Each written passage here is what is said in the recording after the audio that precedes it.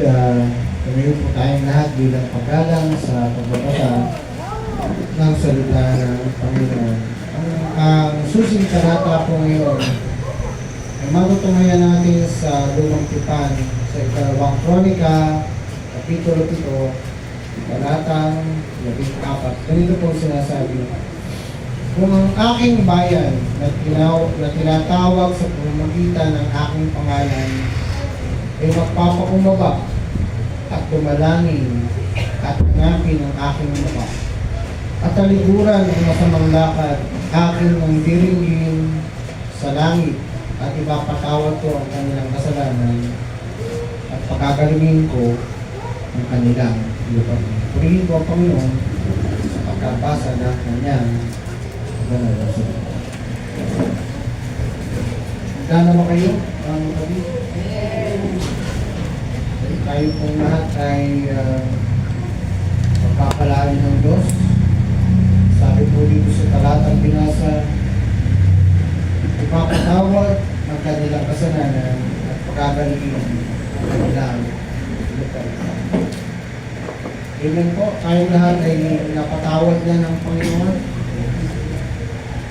Dumaranas po tayo ng mga karamdaman, pero ako po'y naniniwala na kasama po yan sa papagalingin ng Panginoon. Hindi ko na po pakakahabaan at muli po ang mensahe ng Panginoon ay dadalhin sa atin ng ating pong kasama, ating pong sa Panginoon, ating pong panggagawa, wala pong iba kundi si Pastor Romel, Arnel,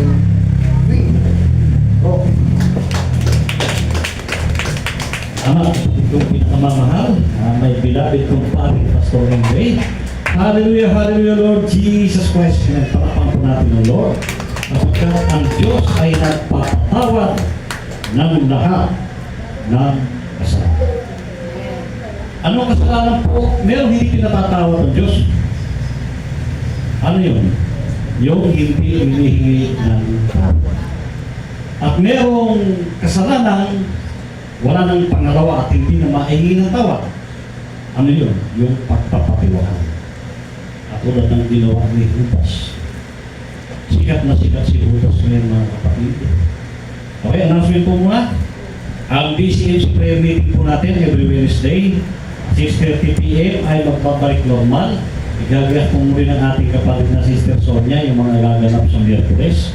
At palakpakan natin ng Lord sapagkat mabiyaya yung 5 pastor ng Islam ang nakarating. Pastor Engel, yung nakarating. Pero may nga busy pa. Happy birthday po sa nagdiriwan ng kaarawan. May alam ba kayo? Nakapos eh. Si Ira. Happy birthday to you. Meron pa, nakapos. Si Sister Che Castimosa. Okay. Kasi, tatlo ba? Happy birthday to you. Yan, tatlo sila may birthday.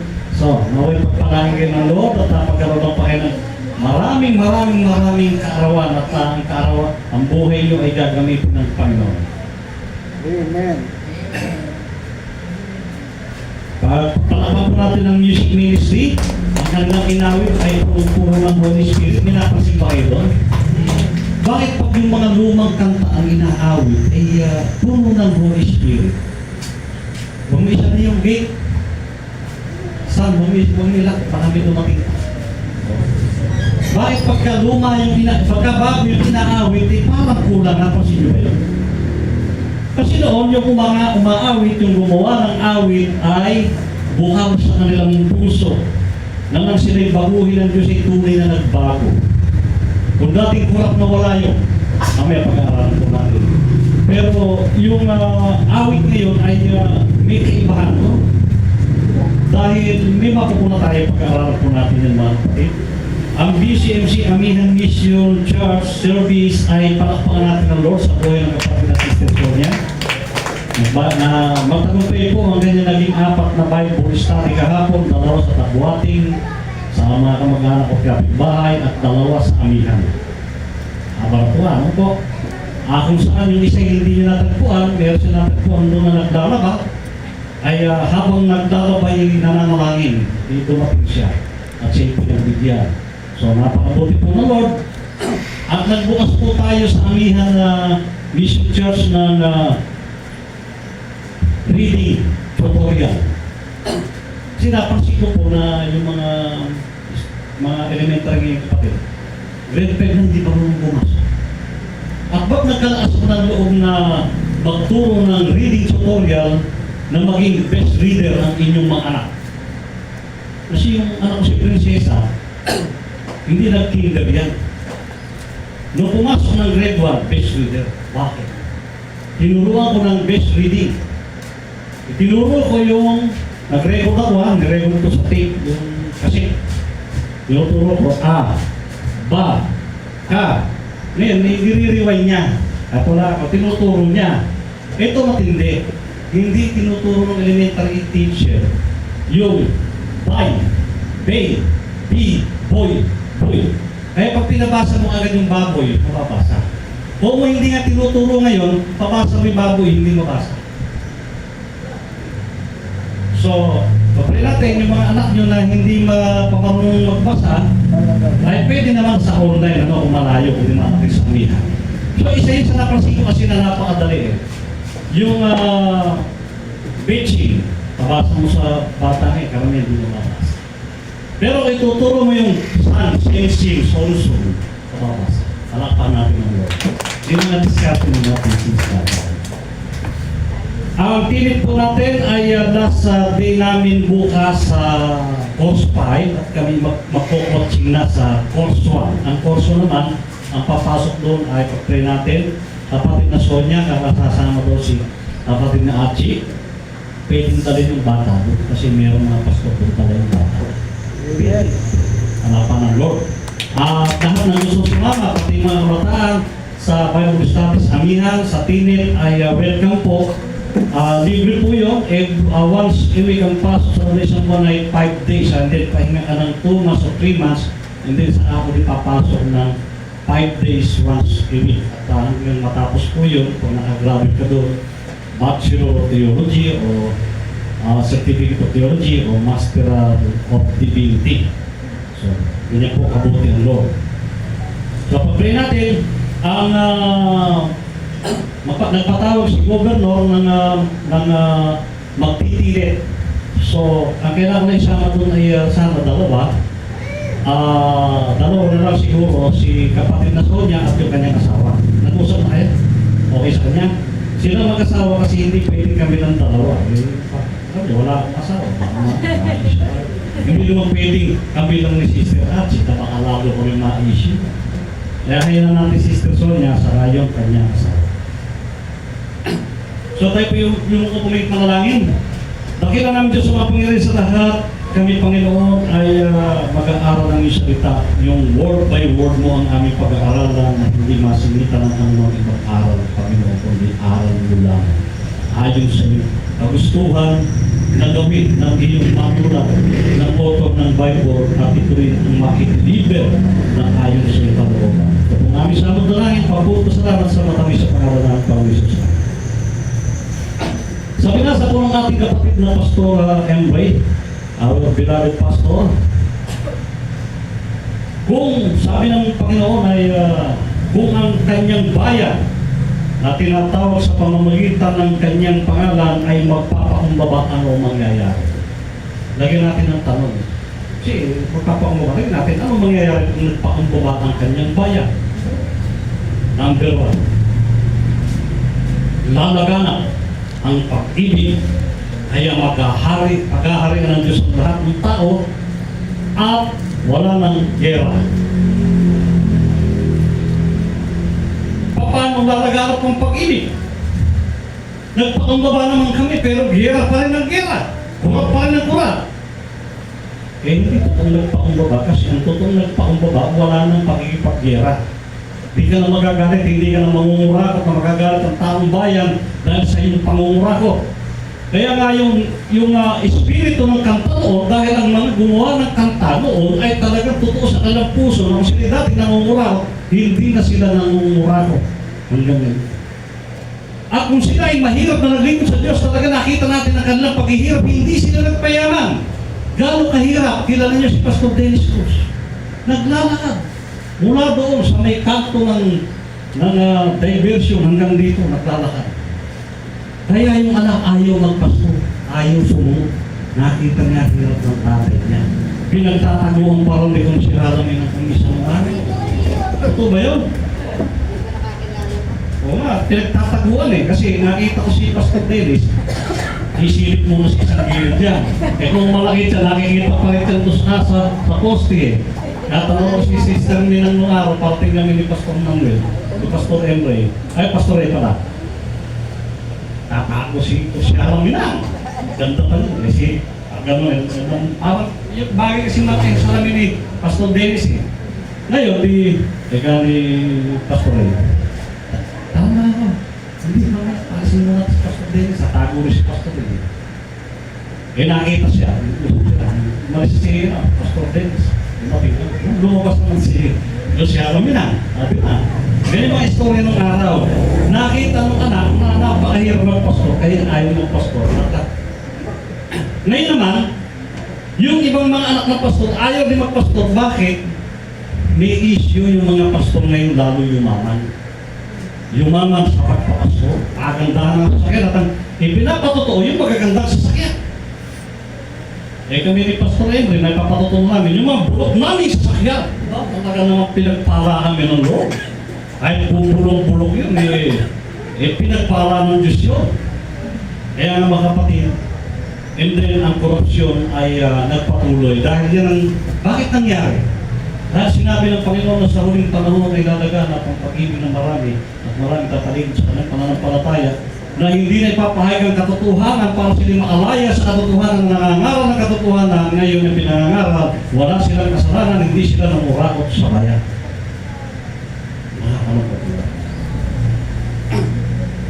At kung ang bayan niya ay dadalangin, at dumalangin, kanino dadalangin? Anong dapat idalangin? Siyempre, dadalangin sa kanya. Ano yung dapat mong idalangin? Kung sinabi mo ba yung kapitbahay yung matutas na sana, kanino ka nanalangin? Di ba? Matalo sana yan. Maramot Alam mo, pera pag ako lalapit, pag magsusugat, tataya sa waiting, lumalabas yung libo-libo. Kaya nga, may dalawang klaseng panalangin. Isang masamang panalangin at isang kaaya-aya sa Diyos na panalangin. At ang kaaya-aya sa Diyos na panalangin, matatagpuan mo sa loob ng kanyang iglesia. At tulad ng iglesia ng PCH. Dito mo matatagpuan ang tunay na panalangin sapagkat nakakakilago. Ang masamang panalangin na yung pastor na yan, walang patutunguhan niya sapagkat mali ang aral niya. Ngunit ang mabuting panalangin na nagsasabi, ang pastor na yan, darating ng panahon, patuloy na gagamitin ng Diyos. At pag hindi ka na ginagamit ng Diyos, huwag ka nang paggamit dahil hindi ka talaga tinawag ng Diyos para magbigay. Dahil hindi lahat ng kapatid ng pastor ay Kristiyano. Aminin natin, yung magagaling mangaral, anak niya, kapatid niya, nagpapakamatay pa nga. Pastor, kapatid, inaresto sa Cebu. Hindi ko alam na kapatid niya yun Nagulat ang kapatid niya kay binalitan. Ayan alam ko ito. Diba? At madalas nung kami nakakahuli sa tapat ng simbahan. Simbahan ng Boracay Church. Dahil minsan ang simbahan naging takuan ng magnanakaw. Masakit tanggapin, pero tanggapin natin katotohanan na magpapalaya sa atin na tayong mga makasalanan ay dapat magpakatotoo sa pagbabago at pagpapakumbaba sa Diyos. At hanapin ang mukha ng Panginoon. Paano natin hahanapin ang mukha ng Panginoon? Number one, lagi kang dumalangin na kinakausap mo ang Panginoon. At sa iyong pagpikit, hindi mo man maanin ang kanyang mukha. Makikita mo. Mararamdaman mo. Meron siya sinasabi sa iyo. Kung ano man na sinasabi sa iyo ng Diyos, hindi ko pwedeng sabihin, hindi ko alam yun. Diyos na nagsasabi sa iyo, ikaw ang nakakaunawa, ikaw nakakaintindi na kailanman yung sinasabi sa iyo ng Diyos ay hindi magsasabi sa iyo ng Diyos ang mali. Puro yan, tama. Nasa parang ngayon, sabi ng Diyos, ang pampagaling, anong version? Ezekiel 47 version, pinagtawa na ng maraming pastor dyan. Madahon. Mga dahon. Doktor ng doktor, lalong nagkasakit, nung nag-herbal, bumalik. Palakpan natin na ron, bumalik si Sister Jean Matunan. Di ba? Bumaba ang blood sugar. Amantala sa doktor, lalong nataas. Nataas lagi ang gastos. Eh, pantay sila kung tanong. Palakpan natin na ron, napakabuti ng Israel. At talikuran ang kanilang masamang mga lakad.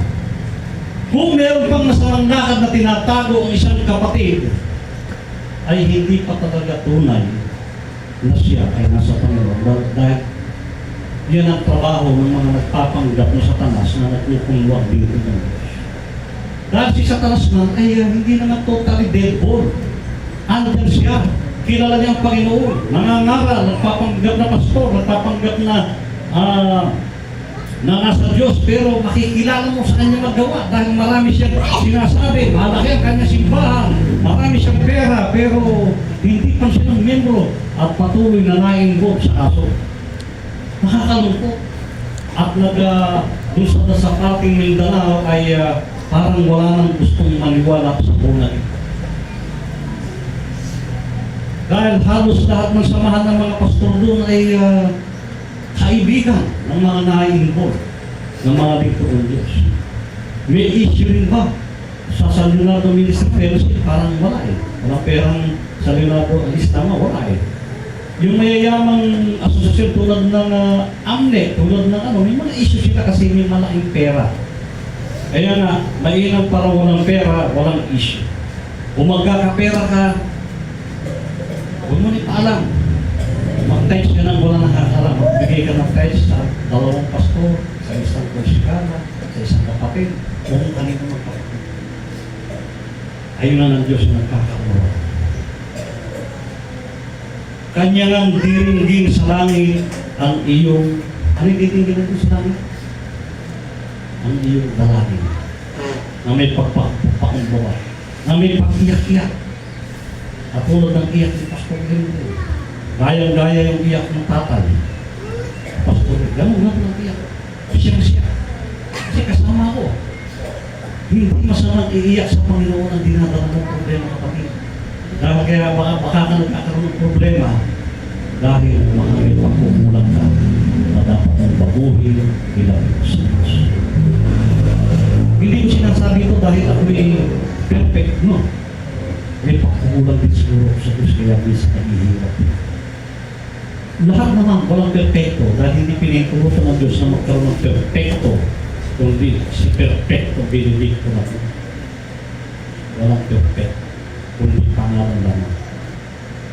At ipatatawad niya ang kanilang kasalanan kung ang taong bayan ay magpapakumbaba, tatanggapin na patawarin mo ang Panginoon, kami namurakot na sa flood control. Ang papalain yung bansang Pilipinas kapag natinig na nila ito. Pero hanggang ayaw umami, kabila na ebidensya at mag-iimbestiga, sila rin ang mag-iimbestiga sarili nila. At ang iniimbestigahan yung mga bagong senador na walang kasalanan na hindi tumanggap sa flood control. May tinanggap pa si Robin Padilla sa flood control, wala na. Walang ebidensya. Yan ko sabi, siyempre, natin lang, pero walang ebidensya. Kasi ebidensya magsasalta.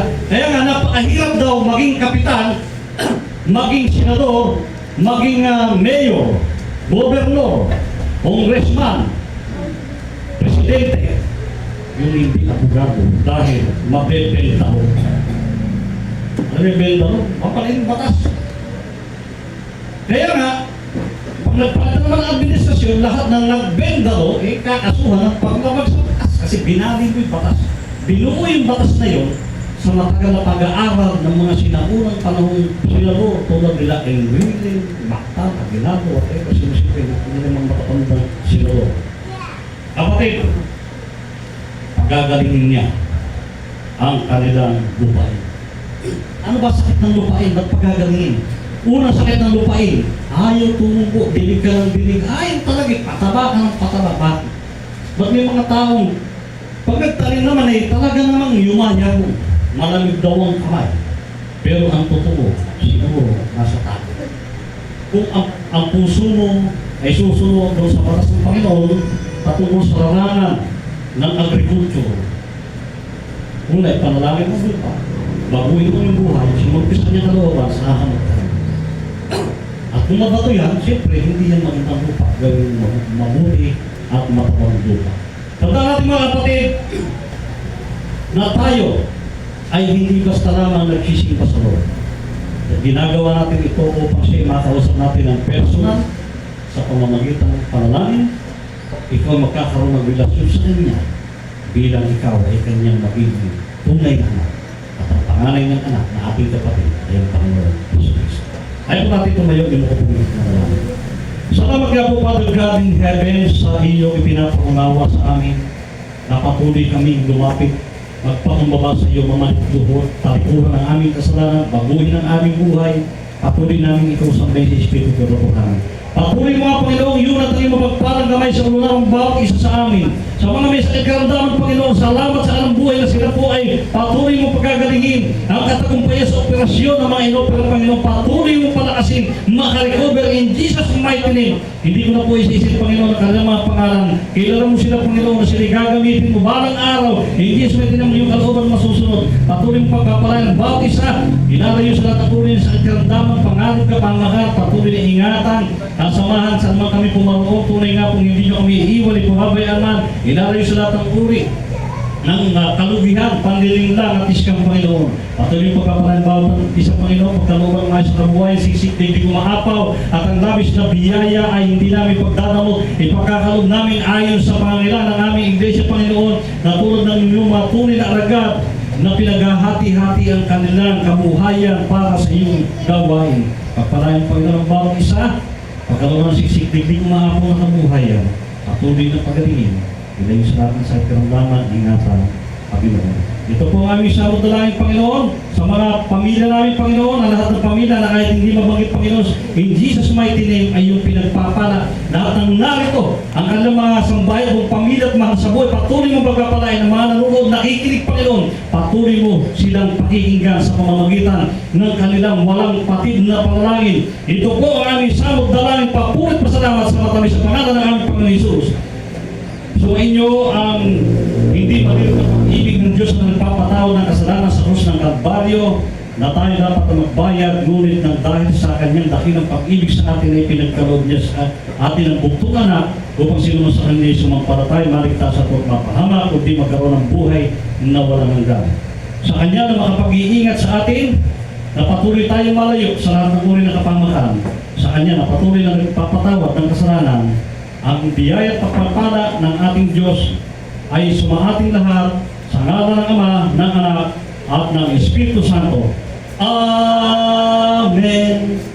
Amen. Amen. Kamatayan po